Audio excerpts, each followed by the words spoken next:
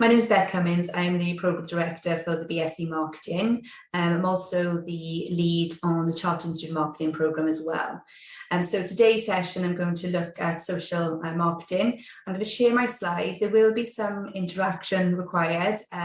So the questions at the end are more around any questions regarding the programme, but I will be asking you some questions throughout the presentation as well. I'm going to be talking about social marketing today in this session. But first of all, what I wanted to do was to consider what is marketing. So starting off, I wanted you to think about what does marketing mean to us. So if you've got the chat function there, if you could perhaps pop in the chat how you would describe marketing. How do you recognise marketing in your day-to-day lives? So just in the chat, a couple of minutes, pop those answers in there. So we've got our first message. It says packaging, pricing, adverts. Wow, great. We've also got a message that says promotion of a product or service. Excellent. Some really good answers coming through there then. Okay, so we'll go with those answers. Those are great answers. And usually when I ask my first year students, first marketing module, how do they recognise marketing, what marketing means to them, those are the type of answers that come through. But marketing is really varied. There's lots of different aspects to marketing. It's very strategic. It's a big function within an organisation, and it is all of those type of elements that you've described. So it is the sort of perhaps more tactical, the promotional side that we see. But today I wanted to focus on social marketing, so taking a bit of a different angle and perhaps thinking about how some of those concepts are linked to getting people to think about how we do or how we get people to engage in a certain behaviour. So that's actually what we're going to be looking at today. So I just wanted to provide some definitions then from the Chartered Institute Marketing. So the marketing is then the management process responsible for identifying, anticipating and satisfying customer needs. It's the strategic business function that creates value by stimulating, facilitating and fulfilling customer demand. And some of the key words there that we can see are satisfying customer needs. So thinking about it from the customer perspective, what we want to do as an organisation is to meet those customer needs. And sometimes that's more difficult because as customers, we don't necessarily know exactly what we need. And we have to think from a marketing perspective about developing certain products and services to identify perhaps gaps in the marketplace and how we can fulfill those gaps. So when we think about creating value, then we want to create value for the organisation. And we want to think about, sort of how we're meeting the organisation's needs as well. So those are the definitions of marketing. But as I said, we're going to be looking at social marketing today. So it's not social media marketing. What we're looking at is social marketing is the application of those commercial marketing techniques and concepts used to influence voluntary behaviour of a target audience to improve the lives of society, which we're all part of. So those type of techniques, thinking about how we can perhaps use the tools of marketing tools in order to influence behaviour for the good of society. And we'll look at some of those examples shortly.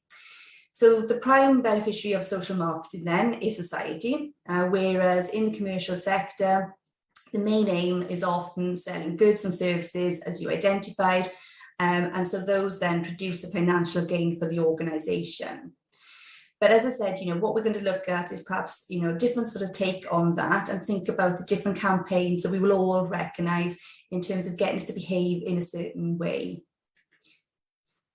So some of these campaigns that are here, how we raise awareness, and we can see, sort of how we raise awareness perhaps of undertaking physical activity to make sure that we get fit, or if we think about perhaps, how we stay well and what sort of things that we can do perhaps to prevent then the need for us to go into hospital and to prevent then obviously resources of the NHS and using those resources.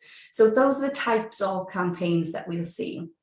So social marketing has grown as a discipline. It has a positive impact on social issues such as public health, injury prevention, the environment, community involvement, and even areas such as financial well-being. So those type of campaigns can be used in relation to think about, for example, as I said, public health, those examples that I've given here. But some of the examples that we might recognise and that we've seen probably are things like Stoptober, where we're encouraged to perhaps give up smoking for the month of October. The Change for Life campaigns or Drink Aware campaigns, all of those type of campaigns in terms of thinking about how people perhaps need to engage in a more healthier lifestyle. So the Change for Life campaign was a bigger campaign. It had sort of special recipes that they offered on a website. They had a special app that they produced where people could then download and use that as part of their healthy eating program. So those sort of apps were downloaded. They were then used as part of a bigger campaign. It also offered videos, easy to follow instructions for recipes, getting people to think about, how they're eating, what type of foods they're eating, getting people to obviously cook their own meals and start from scratch rather than perhaps using processed foods. So those comms then are an integrated approach. So what we look at is a communications campaign that is integrated and forms part of a key messaging that we give to our audience. So there's a range of tools and channels that we would use. So the things like the apps, for example, are a tool in a way to communicate with our audience. Things like traditional advertising, the website, all of those form an integrated approach. So I want to take you through this example here and just to show you the Canadian government public health campaign that I'm going to show you now is an approach to get people to stop smoking. After I've shown you this, then we can have perhaps a little chat about what you thought about it. Well, it's true that I fart, but I wouldn't call myself a farter. I'm a social farter. I really only do it when I'm out with my friends that fart. We hang out, we drink, we dance, just have some fun being together. Farting. Sometimes I'll use farting as an excuse to meet a guy. Do you want to go outside for a fart? We talk. We fart. Just because I fart at parties now and then, it doesn't make me a farter.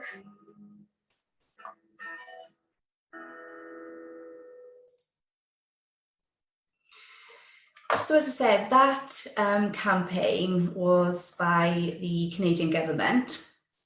And it was obviously to get people in a humorous way thinking about stopping smoking and what it means when people say that they are a social smoker, for example. So the use of that campaign was really to engage people because usually we might see obviously on the back of cigarette packets those horrible pictures and getting people to be shocked by those images and to get them, shock them into behaving a certain way. But that tactic was about getting a humorous approach, getting people talking about it, and hopefully, you found that it would be engaging and interesting. But I just want to think about, why we might do that. Why do the government really want to engage with these type of activities or these type of campaigns? What's in it for them? When we said about the prime beneficiary of social marketing program society, but we need to think about, sort of engaging with society in order to get them to behave in a certain way. But more importantly, obviously these activities cost money, they take time and resources, and we need to think about then why the government would be concerned about that. So the concern is about society, not just as us as an individual. There is a fine balance being, told what to do and encouraged what to do. So, we can be told to stop smoking. Is that going to have an impact? Ultimately, we have to make our own decisions. Exactly the same about healthy eating. We can inform people of the benefits of healthy eating. We can let them know, obviously, of the impact if they don't eat healthily, but, we can't enforce that. However, we have seen sort of more enforcement coming through, things like sugar taxes, for example, whereby the government are trying to enforce that particular behaviour. But as I said, we need to think about why that would be. So if we think about perhaps some of the reasons, active children then do better at school. So if we encourage children to undertake physical activity, if we inform parents of the benefits of that, then there is an impact in terms of the children doing better at school. Healthier adults are more productive and are less likely to take sick days. Those will then have impact on organisations. So there is a financial impact on organisations when adults are taking sick days, for example. If you're not going into work, then you've got to get somebody else to cover for you, or potentially that work is not getting completed. So there is a direct impact there. Healthier older people then keep their independence longer. So again, the implications perhaps are on resources. So if people can stay in their own homes for longer, there's less impact on particular resources, such as nursing care, for example. So a key part then to social marketing is to identify those who can help facilitate behavioural change in individuals. So for example, schools, for example, there are particular people who can run campaigns, so health organisations. And again, if we can identify those people to spread these messages, to develop these communications, and that's a way of us encouraging a certain behaviour. But as I say, we're talking about marketing, we're talking about social marketing. This forms part of a bigger campaign. There are campaigns around the use of packaging, for example. So we've seen, the traffic light system on packaging to identify those foods that are high in sugars or high in fats. As a consumer, that means it's easy for us to identify that. It's sometimes difficult for us to read the packaging and really understand what the calories mean, what the sugar levels mean, how healthy those products are for us. We've also seen that some healthy products, or those products that are deemed to be healthy, actually may be, for example, high in sugar. So the use of packaging and the use of marketing techniques on packaging has been very useful in that respect. So more recently, we have seen the use of public health campaigns in a big, spectacular format. So we've always had sort of public information films and videos. They've long been used, for example, to teach children the dangers of talking to strangers, playing with matches, walking off without telling your parents. And even when I was younger, there was a public health campaign to tell us, how to cross the road, so taking care when crossing the road.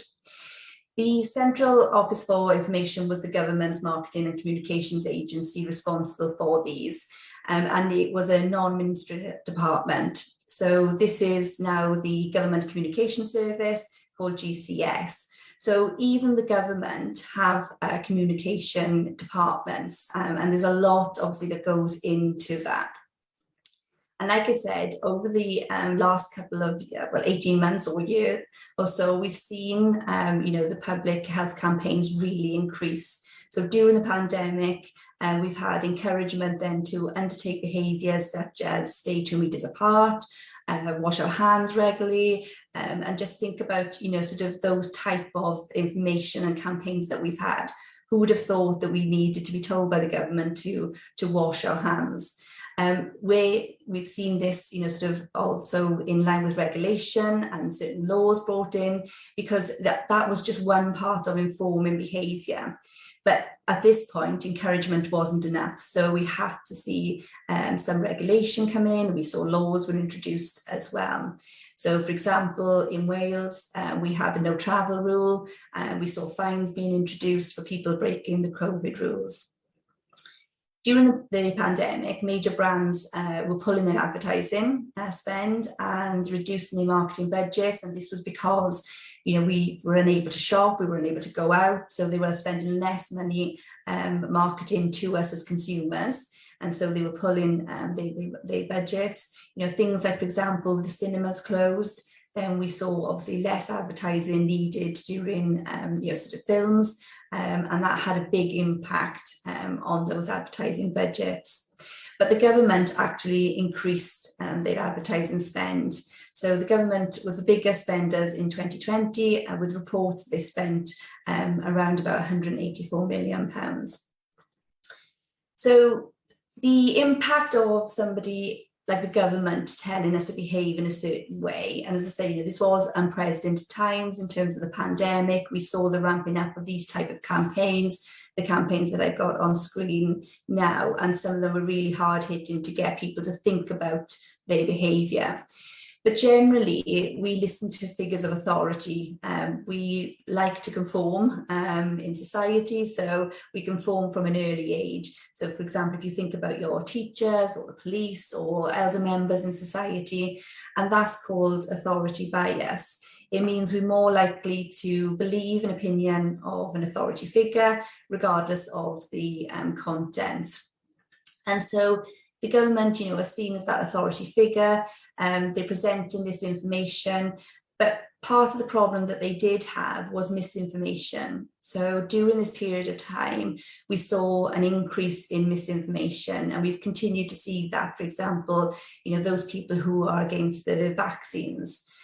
The increase of social media has meant that we can all give our opinions and our views, and it can quickly spread as well. And this has proved to be a challenge in these type of campaigns. It's really important for us to identify credible sources. That becomes more difficult as we engage or the increase of social media. So the types of misinformation, though, in response to some of the campaigns or during the pandemic, again, proved to be challenging because we are trying to get people to behave in a certain way, but that causes conflict then in that decision process. So we did see an example recently of misinformation coming from a celebrity. So Nicki Minaj had tweeted her views on the vaccine and what impact that has. The increase in celebrities and increase in terms of influencer behaviour has, sort of really increased during the increase in social media, really. So we find that we have influencers who are able to give their opinion and can quickly, as I said, gather momentum in that opinion. So we see here, when I put on the screen, then the BBC and the likes of, sort of media channels having to go out then and sort of, counteract what was being said. But again, it took then, obviously people to stand up and say that this is not true. However, by that point, those people who were following celebrities, the momentum had already taken force.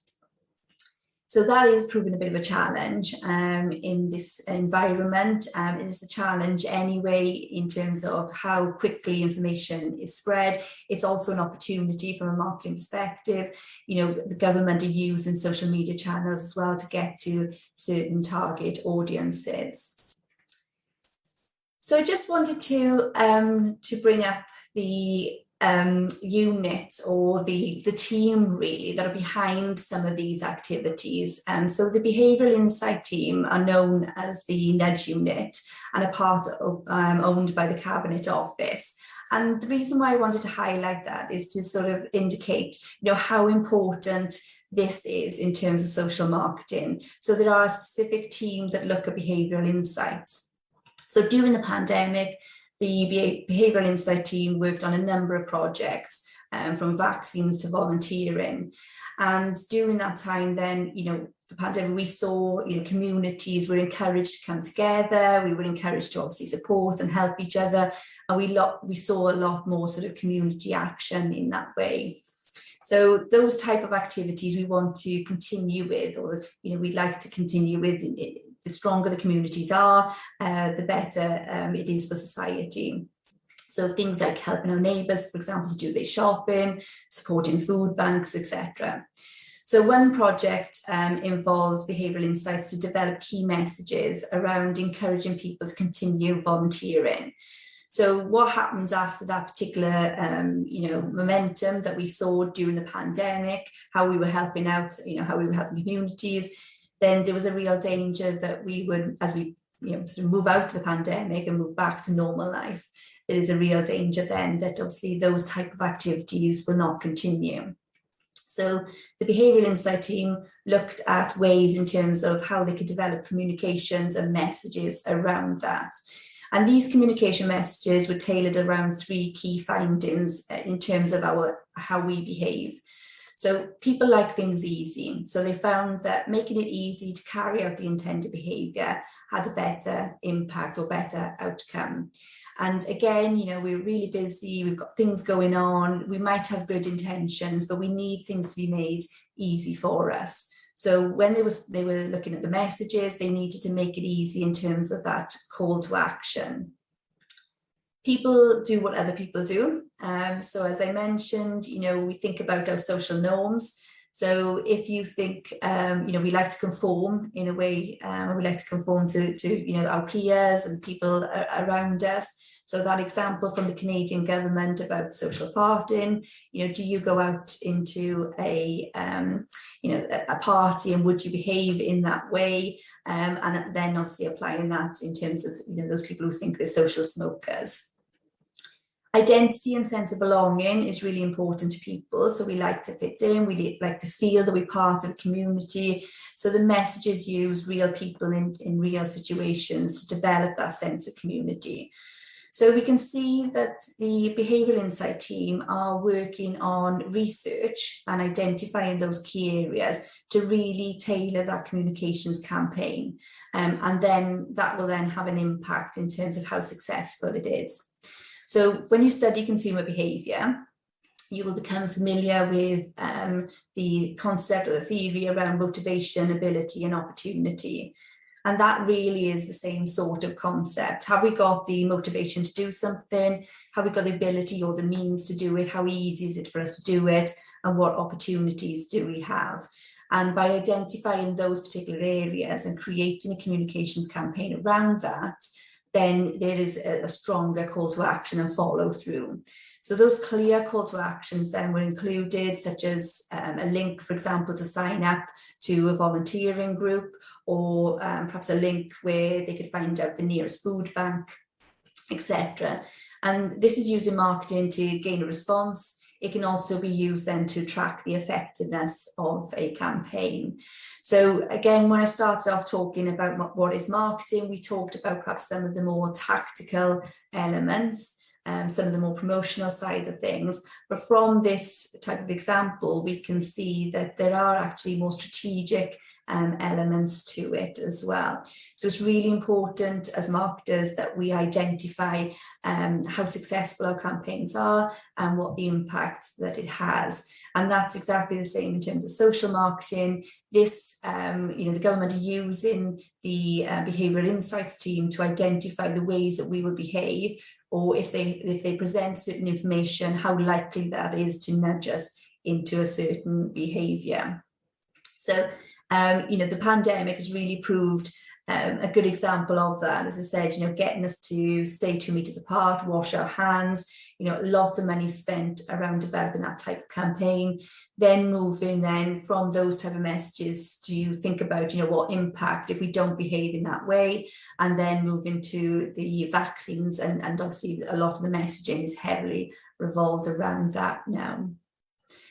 So we've seen other type of campaigns come to the forefront of recent times. So ITV have the Britain Get Talking campaign. This is a 5-year campaign aimed at promoting mental wellness. It was launched in 2019 with a target of 10 million people to take action to improve their mental and physical health by 2023. So that's the scope of the campaign. That's what they were aiming to do. So within this campaign, they use celebrities and high-profile brands to work with mental health charities in order to develop this campaign. So Ant and Dec, for example, stopped the final of Britain's Got Talent to encourage the audience at home to stop what they were doing, take time away from distractions, and to encourage regular conversations with friends and family. So the judges were silent for 1 minute, and then there were various shots of the backstage with the crew holding up cards which read, "Use our silence to talk to each other." Within that time, there was the first silent ad break. So it was the first ever silent ad break. And it had brands such as Oral-B, Seat, Dunelm, and they were completely silent. So that was an opportunity to support, or for those brands to support this campaign and to show their support at that time. And of course, if you think about advertising, then particularly obviously, on TV, there's a lot in terms of jingles. We recognise particular music. We recognise particular, sort of voiceovers, those type of things. So to go to a silent ad campaign really relies then obviously on the audience paying attention and watching that particular ad. So we're seeing more of these sort of social purpose strategy being launched by big brands and not just by those sort of smaller grassroots community organisations. And the important factor is thinking about, why those brands want to engage and what responsibility that they have. And they are really thinking about, the impact or the power they have in terms of communicating these key messages as well. So whilst we, might not see the relevance in terms of thinking, what point does ITV have, and why should they get involved with this type of campaign? It again goes back to thinking about organisations having ethical and moral responsibility to communities as well. So we will definitely see more of these. Okay, so I said I was going to pop in the chat and have some questions for you. So what I want you to do is think of any campaigns that have been or are currently out there that are aimed at changing behaviour. So just going to give you a couple of minutes to put in the chat to think about perhaps, sort of what those campaigns or anything that you can think of where we've been encouraged to behave in a certain way. It doesn't necessarily have to come from the government, or you might not recognise it coming from the government in the same way as a pandemic, but just to think about perhaps, sort of what campaigns are out there. Yeah, we got a first idea, which is, would the death penalty in America count? Possibly not in terms of a campaign. So have to expand a bit more on that for me.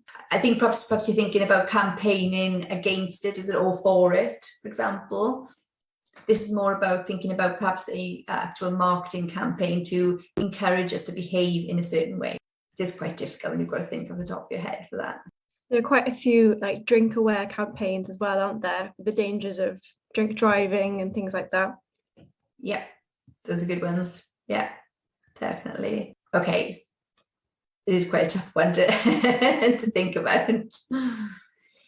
So that's exactly right. Thinking about those type of campaigns that we might have then, drink driving, reducing the speed, stop littering, for example, stop bullying.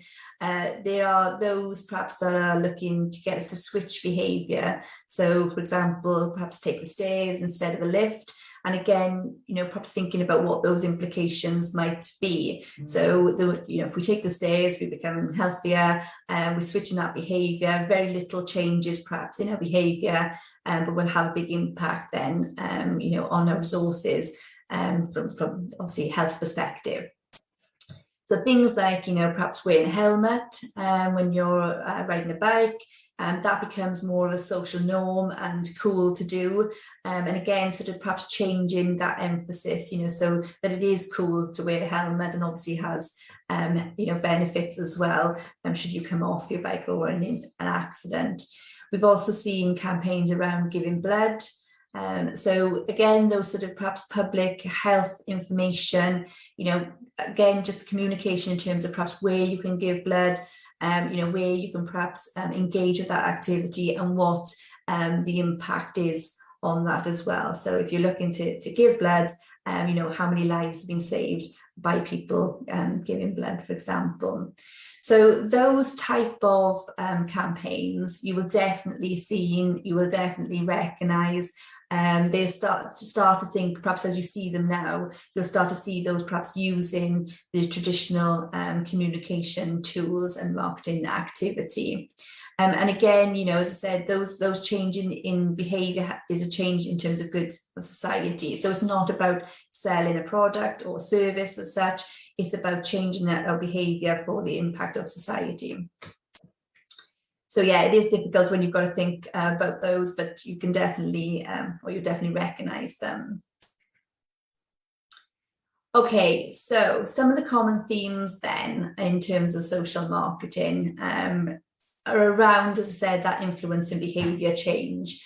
And, and a lot of marketing is around influencing behaviour. If we're looking to get people to purchase a certain product or service, we think about, what journey that customer has been on. So how they engage with us from an organisation perspective, at what point do they sort of communicate with us, and what type of activity or, what stage they are on their customer journey. So those principles are the same, but here obviously we're looking at influencing that behaviour change for the good of society and the impact of society.